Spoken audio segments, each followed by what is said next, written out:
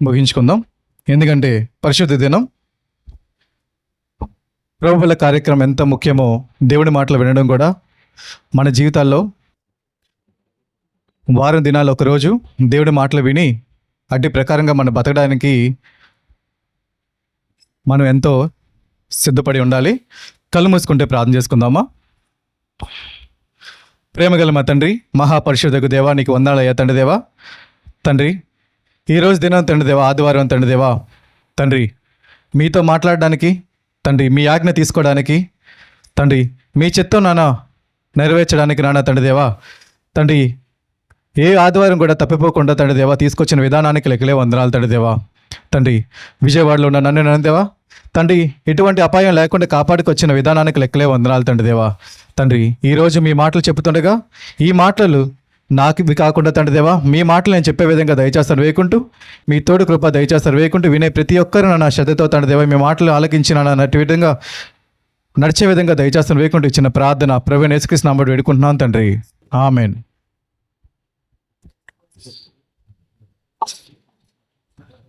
మా పితరుల కాలంలో దేవుడు పితరుల కాలం అనగా ఇశ్రాయేళ్ల కాలంలో కొన్ని నియమ నిబంధనలు అనేది దేవుడు మనకి ఇవ్వడం అనేది జరుగుతుందమ్మా. ఆ నిబంధనలు ఎంతో ఖచ్చితమైనది, ఎంతో ప్రాముఖ్యమైన నిబంధనలు అవి మోషేకి దేవుడిచ్చిన కొన్ని మాటలు అనుకోవచ్చు, లేదా దేవుని యొక్క ఆలోచన మోషేకి సీనాయి కొండ మీద చెప్పబడిన కొన్ని మాటలు ఈరోజు కొన్ని మాట్లాడుకుందాం అమ్మా. ఆ మాటల్లోని కొన్ని ప్రాముఖ్యమైనవి, మనం ఏ రోజు వాటి కోసం ఊహించుకోలేనివి కొన్ని మాటలు మనం పరిశీలించుకొని ముగించుకుందాం.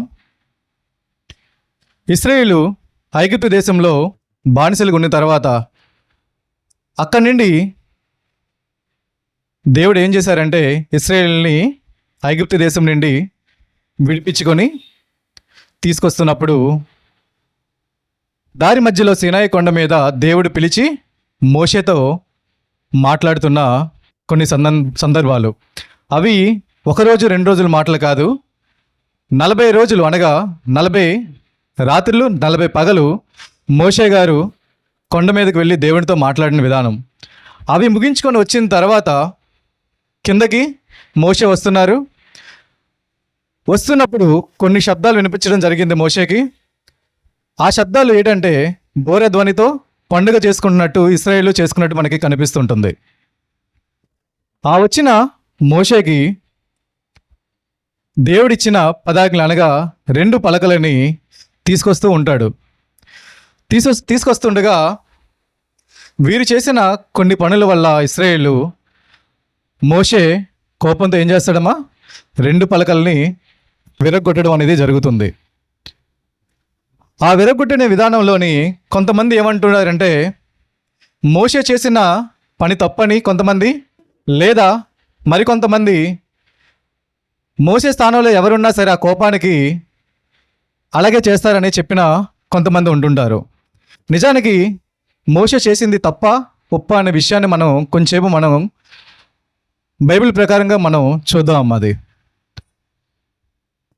ఎందుకంటే 1 రోజు 2 రోజులు కాదు, 40 రోజులు తిండి లేకుండా నిద్ర లేకుండా దేవుడిలో మమేక్యమే మాట్లాడుకుంటూ వచ్చిన తర్వాత కింద వారి చేసిన పనులు చూసి మోషేకు కోపం వచ్చి విరగొట్టడం అనేది జరుగుతుంది. మనం అనుకుంటామేమో మనకెందుకు మోషే చేసింది అవసరమా మనకి అని చెప్పే క్రైస్తవులు చాలామంది అనుకుంటారు. మన లోకపరమైన ఏదైనా ఒక సంఘటన జరిగినా, ఒక కుటుంబంలో కానీ ఏదైనా ఒక విషయం జరిగింది అనుకోండి, దానికి మనం మూలం తెలిసినంత వరకు, అంటే దాని యొక్క పిల్లస్ ఎక్కడి నుండి స్టార్ట్ అయింది, అసలు స్టోరీ ఏంటి మొదటి నుండి లాస్ట్ వరకు తెలుసుకునేంత వరకు మనకి నిద్ర పట్టదు. అంతేనా? లోకపరంగా మన ఇంటి పక్క వారిగానే గొడవ జరిగింది అనుకో, ఎందుకు గొడవ జరిగింది, దేనివల్ల గొడవ జరిగింది అనే విషయాన్ని మనం తెలుసుకునే పరిస్థితిలో మనం ఉన్నాం.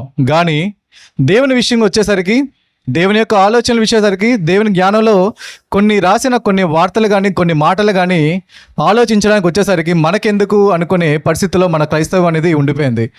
అన్ని విషయాల్లో మనకి ముందుండే మనం ఒక ఇంటి కట్టాలంటే ఒక దారబంధం దగ్గర నుండి, బెడ్రూమ్ దగ్గర నుండి ఏ రూమ్ ఎక్కడ పెట్టాలి, ఏ కలర్ పెయింట్ వాడితే బాగుంటుంది, లేదా ఏ రకమైన టైల్స్ వాడితే ఇంటికి ఇంకా అందం వస్తుంది, లేదా ఎంతకాలం ఆ గమ్ము వాడితే ఉంటుంది అనే ఆలోచన ఎంతో రీసెర్చ్ చేసిన మనుషులు, దేవుని జ్ఞానాన్ని క్రైస్తవులు అనేవారు బైబిల్ పట్టుకున్న వారే దేవుని మాటలు ఆలోచించేసరికి ఆ మాటల్ని ఆలోచించడం అనేది పక్కన పెట్టడం జరుగుతుందమ్మా.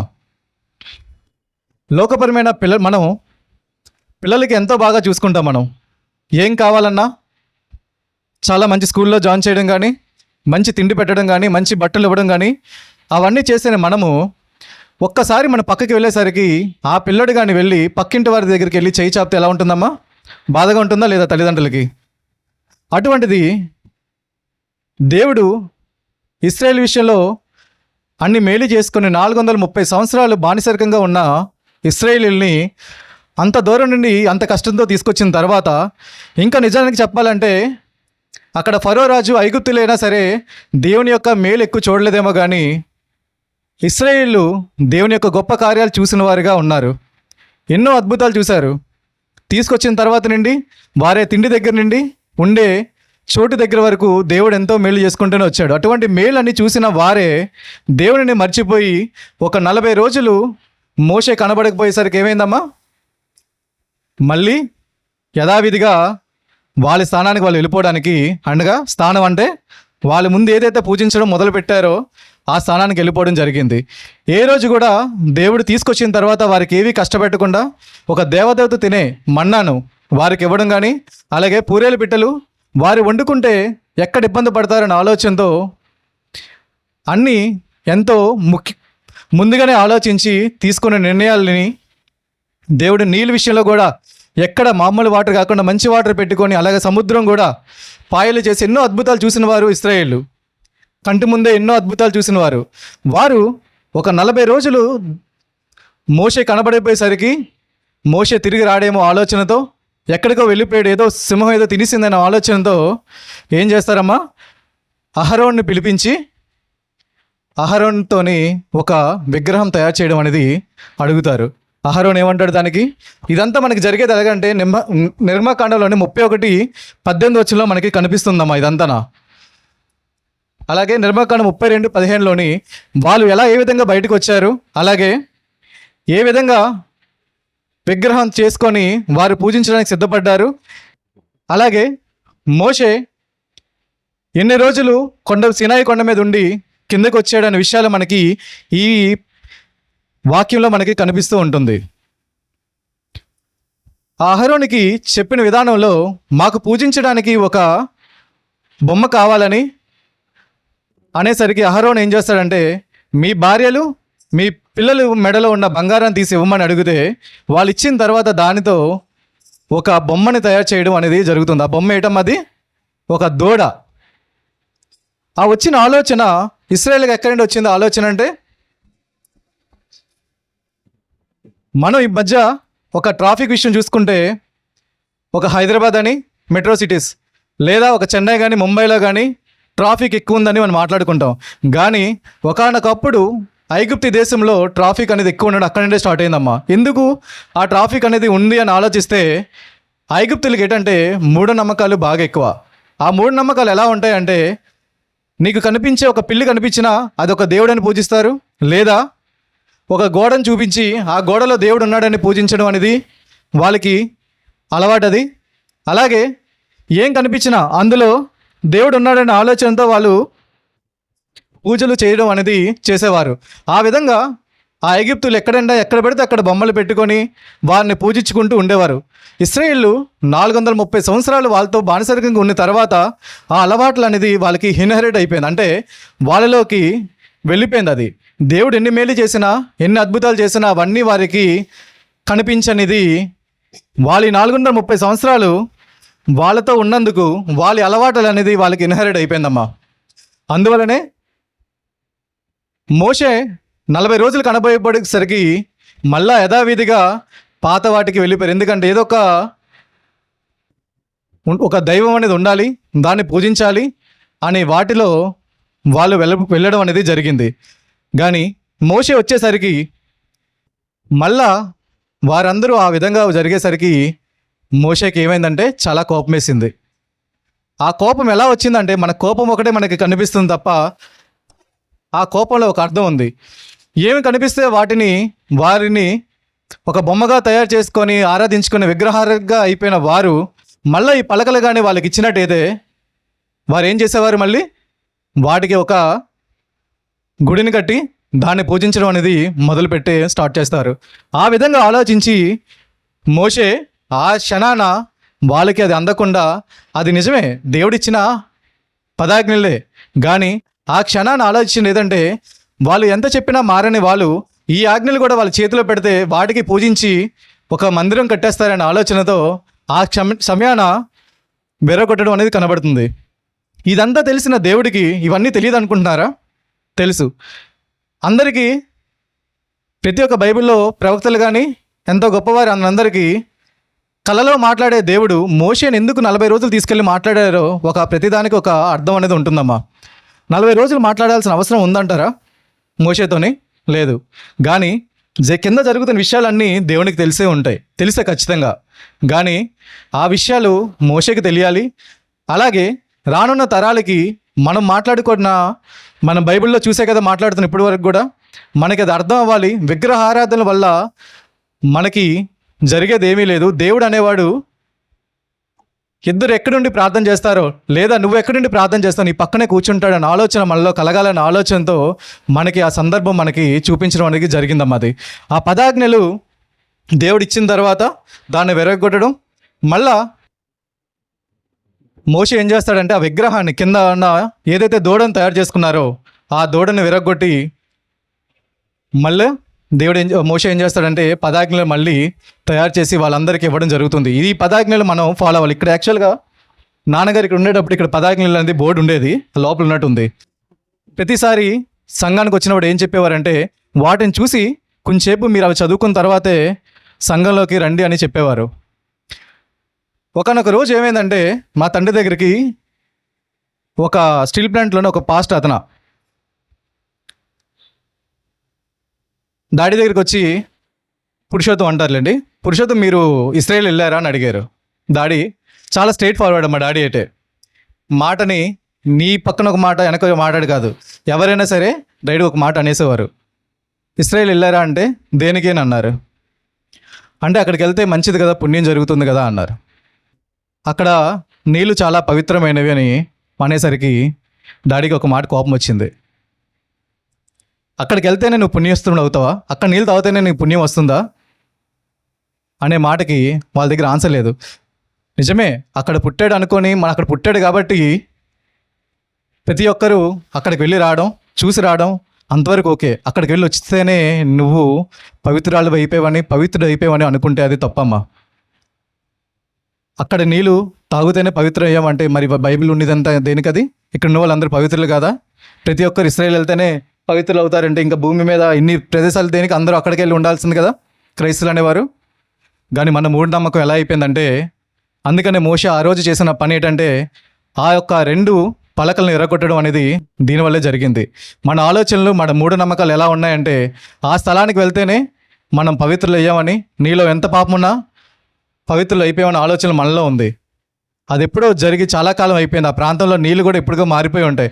అయినా సరే ఇంకా నీళ్ళు తాగితేనే మనం పవిత్రం అవుతామని, బైబిల్ జ్ఞానం నేర్చుకోకపోయినా పర్లేదు, సంఘానికి వెళ్ళకపోయినా పర్లేదు, ఇంకా మనం ప్రభుబల కార్యక్రమంలో పాల్గొకపోయినా పర్లేదు, అయినా సరే నువ్వు చనిపోయే లోపల నువ్వు అక్కడికి వెళ్ళి వస్తే చాలు నీకు పరలోక రాజ్యం వస్తుందన్న ఆలోచనతో చాలామంది సంఘాలు అనేవారు నేటికి అదే భ్రమలోని, అదే త్రోవలోని ఉండిపోయారమ్మా. నిజానికి దేవుడు నీ దగ్గర నుండి అడిగేది ఏంటంటే, నీ యొక్క పవిత్రమైన హృదయం. అనగా ఒక చిన్న పిల్లడు తన హృదయంలో ఎటువంటి స్థానం ఇస్తాడమ్మా? తల్లిదండ్రులకు కానీ ఎవరికైనా, అప్పుడే పుట్టిన బిడ్డడు కానీ, లేదా 1-2 సంవత్సరాలు అయిన వాడు ఏం చేస్తుంటాడు? వాడి మనసులో ఏముంటుంది? ఎటువంటి కలుషం లేని మనసు ఉంటుంది. అటువంటి మనసును దేవుడు అడుగుతున్నప్పుడు మనం ఇచ్చే మాటలు ఏంటంటే, ఆ స్థలానికి వెళ్తేనే మనం పవిత్రులు అవుతామని, లేదా కొన్ని ఆచారాలు అవన్నీ మనం చేస్తేనే మనం దేవునిలో ఉన్నామనే ఆలోచనతో మనం ఆ విగ్రహ ఆరాధనలు మనం పక్కన పెట్టుకొని వాటినే పూజించుకొని మనం వెళ్ళిపోతున్నాం. ఇంకా నీకు అన్నిలకి తేడా ఏముందో ఒక్కసారి మీరు ఆలోచించండి. నిజానికి చెప్పాలంటే మనకన్నా వాళ్ళే గొప్పవారమ్మా. ఇందులోని ప్రతి వారం ఒక పూజ వాళ్ళకి, ఏ పూజలో కూడా ఏ రోజు తప్పకుండా దేవుడు అంటే భయంతోనే ఉంటాడు. మనం వచ్చేది ఒక్క వారంలో ఒక్కరోజే, కానీ ఆ ఒక్కరోజు కూడా దేవునికి ఇచ్చే సమయం ఎంత అంటే చాలా కొద్దిగా. మీలో ఎంతమంది రేపు అనే ఆదివారం వస్తుంది, ఎంతమంది సిద్ధపడి ఉన్నారో ఒక్కసారి ఆలోచించండి. అదే వేరే మతాన్ని వాళ్ళు ఏం చేస్తారంటే, రేపని ఒక పూజ ఉంది అంటే ఎంతో సిద్ధపడి ఉంటారు, ఎంతో సిద్ధంగా కుటుంబాన్ని అంతటినీ సిద్ధపరచుకొని రేపు కావాల్సిన ఐటమ్స్ అన్నీ రెడీ చేసుకొని దేవుడు అంటే భయం. ఎందుకమ్మా చేస్తున్నావు? నెలకి దగ్గర దగ్గర 30-40 పూజలు వాళ్ళకు ఉంటాయి, అయినా సరే దేవుడు అంటే భయం. మనకి ఉండేది ఏంటమ్మా, ఎన్ని పండుగలు? ఒకటే పండగ లేదా గుడ్ ఫ్రైడే. వాటికి కూడా మనం సిద్ధపడి ఉండడం అనేది కష్టం. మొన్నటి దినాన సువార్త కార్యక్రమానికి ఎంతమంది వెళ్ళారో తెలియదు. నేనైతే వెళ్ళడానికి అవ్వలేదమ్మా, ఎంతో ట్రై చేశాను కానీ నాకు రావడానికి అవ్వలేదు. ముందుగా చెప్పిందని నేనే సిద్ధపడి ఉండాలన్న ఆలోచనతో ఉన్నప్పుడు కూడా ఆ టైంలో నాకు బాస్ రాకపోవడం చాలా జరిగింది. పోనీ వచ్చి వెళ్ళిపోదామంటే వితిన్ 1 డేలో మళ్ళీ వెనక్కి రావడం అంటే చాలా చిన్న విషయం కాదమ్మా అది. సో అందువల్ల నేను రాలేకపోయాను. కానీ ఏ ఆదివారం కూడా ఇక్కడికి రావాలంటేనమ్మా నేను ప్రతి సోమవారం ట్రైన్ టికెట్ బుక్ చేసుకుంటే కానీ ఇక్కడికి నేను రాలేను. ఆ సిద్ధపాటు ఎప్పుడు నుండి ఉంటుందంటే ఒక వారం ముందు నుండే. అదే ఒక హైదరాబాద్ ఉన్నప్పుడైతే నెలకి నెక్స్ట్ మంత్ అంతా ఏదైతే ట్రావెల్ చేయాలో ఆ ట్రావెల్ టికెట్ ముందే బుక్ చేసుకునేవాడిని, చేసుకొని రావడం. అంటే నేను ఇలా చేస్తున్నా అంటే కారణం ఏంటంటే నా తల్లిదండ్రులు నేర్పిన భయం ఒకటి దేవునిలోని. నువ్వు ఎక్కడైనా ఏ విషయంలో అయినా కొన్ని తప్పులు చెయ్యు, కానీ దేవుని విషయంలో నువ్వు కానీ ఎక్కడైనా అజాగ్రత్తగా ఉన్నావా నీకు జరిగే లోటు, నీకు వచ్చే నష్టం మామూలు చిన్న విషయం కాదమ్మా. ఇశ్రాయేలు విషయంలో దేవుడు ఎన్నో గొప్ప మేలు చేసుకొని వచ్చాడు. 430 సంవత్సరాలు బానిసరికంగా ఉంచిన వారిని మోషే ద్వారా దేవుడు వాళ్ళని బయటకు తీసుకురావడం జరిగింది. మీరు అనుకోవచ్చు 430 సంవత్సరాలు బయటకు ఎందుకు తీసుకొచ్చారు, అంత టైం ఎందుకు పట్టిందని. కొన్ని కార్యక్రమాలు చేయాలంటే కొందరు వల్లే చేయాలి, అది దేవుడు వారికి ఇచ్చిన భాగ్యంగా మనం భావించాలి. కాబట్టి అది మోషేకి దేవుడు ఇచ్చిన గొప్ప భాగ్యం కాబట్టి మోషే వారిని తీసుకురావడానికి సహకారులుగా ఉన్నారమ్మా. ఎంతో ఆ 430 సంవత్సరాలు కూడా బానిసరికంగా ఉన్న వారు ఒక్కసారికి ఏమైందంటే ఆ ఒక ఎటువంటి కష్టం అనేది లేకుండా, ఎటువంటి ఇబ్బందులు లేకుండా బతకడం వచ్చేసరికి వారు ఏం చేశారంటే ఆ కష్టాలన్నీ మర్చిపోయారు, దేవుడి మీద మోషే మీద సొనగడం అనేది మొదలుపెట్టారు. ప్రియమైన దేవుని పిల్లారా, ఒకనొప్పుడు పడినప్పుడు కష్టాలు, దేవా మాకు విముక్తి ఇవ్వండి అన్న ఆలోచన మనకి కలిగినప్పుడు ఆ రోజు ఏదైతే కష్టంతో నువ్వు ప్రార్థించావో దేవుడికి, ఈరోజు దేవుడు నీకు ఇచ్చిన తర్వాత నువ్వు దేవుడిని ఎందుకు పక్కన పెడుతున్నావో ఆలోచిస్తున్నావు. ఇది ఒక్క ఇశ్రాయేలుకే కాదమ్మా, ఇప్పుడున్న క్రైస్తవులు కూడా. నీకు ఒకనొకప్పుడు ఒక కష్టంలో నువ్వు చాలా బాధపడి ఉంటావు, ఎంతో బాధ.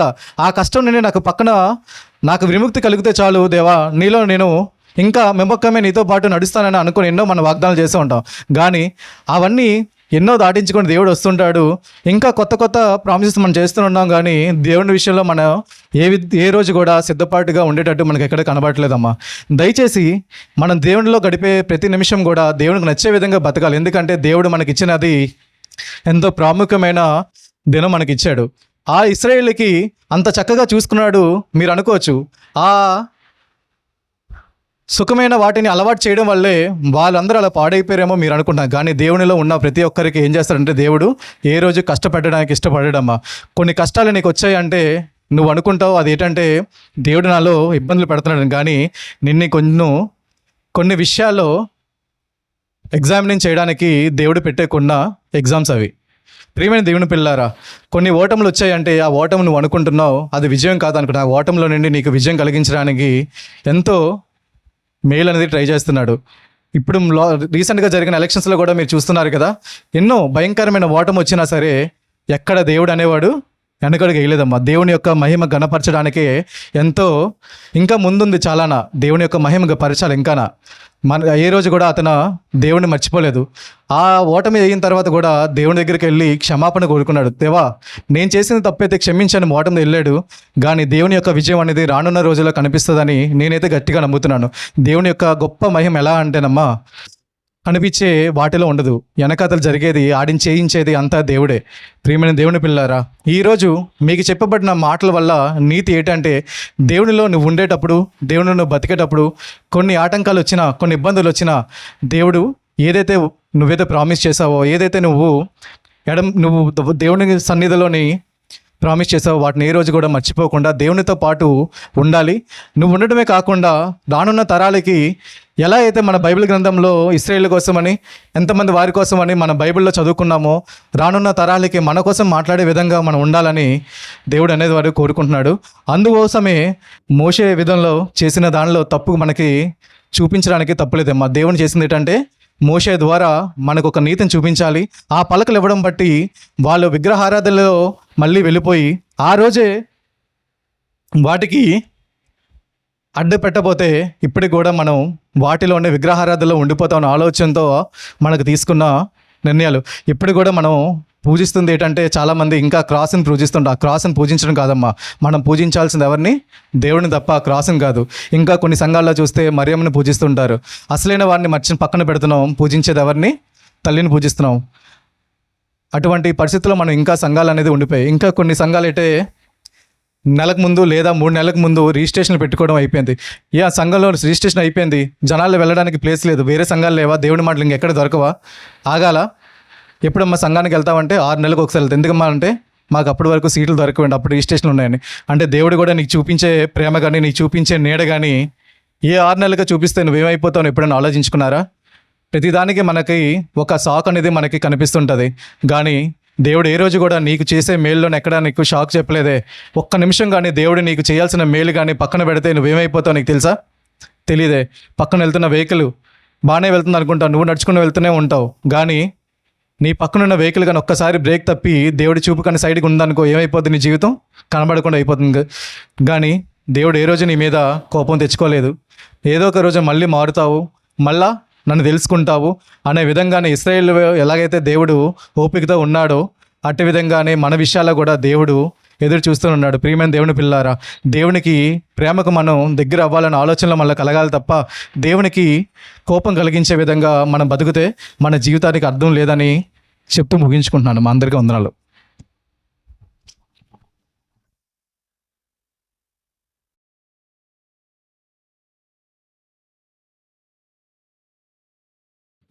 తమ్ముడు మంచి మాటలు తెలియజేశాడు. మరి దేవుణ్ణి నమ్ముకున్నందుకు మరి చాలామందికి కష్టాలు మరి ఎన్నో